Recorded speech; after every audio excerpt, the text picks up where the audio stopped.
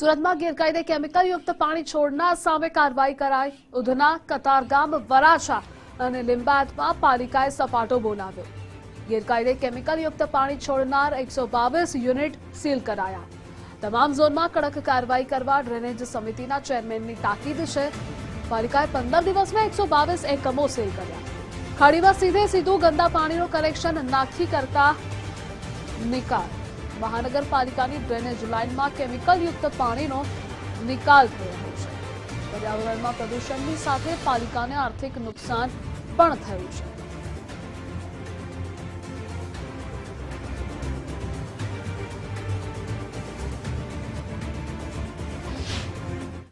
સુરત શહેરમાં છેલ્લા ઘણા સમયથી કેટલાક ઔદ્યોગિક એકમો દ્વારા ટ્રીટ કર્યા વિના જ એસિડ અને કેમિકલ યુક્ત પાણી મનપાની ડ્રેનેજ લાઇન મારફતે છોડવામાં આવતું હોવાની ફરિયાદ ઉઠી હતી અને તેને લઈને ડ્રેનેજ કમિટીના ચેરમેનના આદેશના પગલે પાલિકા દ્વારા કડક કાર્યવાહી છે તે કરવામાં આવી રહી હતી। ત્યાં છેલ્લા 15 દિવસની અંદર 122 જેટલા એકમોને સીલ કરવામાં આવ્યા છે। ત્યારે ડ્રેનેજ કમિટીના ચેરમેન જે કેવું ચપટવાળા છે તે ઉપસ્થિત છે। સીધી વાત કરીશું તેમના જોડે।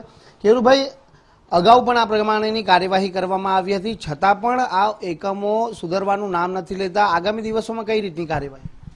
સુરત મહાનગરપાલિકા દ્વારા ઔદ્યોગિક વિસ્તારોમાં આવેલા વિવિધ ઉદ્યોગો જ્યાં ગેરકાયદેસર રીતે કલર અને કેમિકલયુક્ત પાણી ગટર લાઇનમાં છોડવામાં આવતું હતું એવા એકમોનો સર્વે કરીને આ તમામ એકમો સામે કડક કાર્યવાહી કરી સીલિંગ કરવાની કામગીરી કરવામાં આવી છે।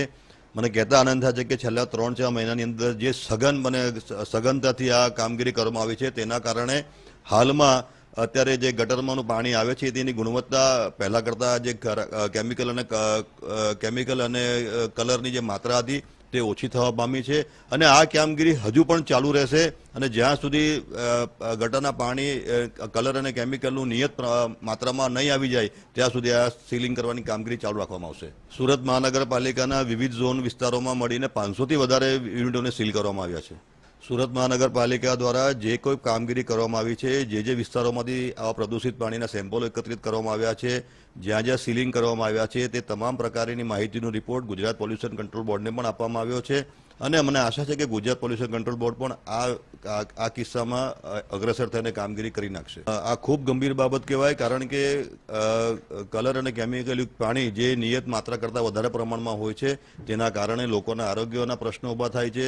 સુરત મહાનગરપાલિકા દ્વારા સંચાલિત સુવેજ ટ્રીટમેન્ટ પ્લાન્ટ હોય, ટર્શરી ટ્રીટમેન્ટ પ્લાન્ટ હોય તેની કામગીરીને પણ અસર થાય છે અને આવું પ્રદૂષિત પાણી કુદરતી વહેણોમાં જાય ત્યારે પર્યાવરણના પ્રશ્નો ઊભા થતા હોય છે અને એટલા જ માટે સુરત મહાનગરપાલિકાએ આ તમામ ફરિયાદોને ખૂબ ગંભીરતાથી લઈને કડકમાં કડક કાર્યવાહી કરી છે।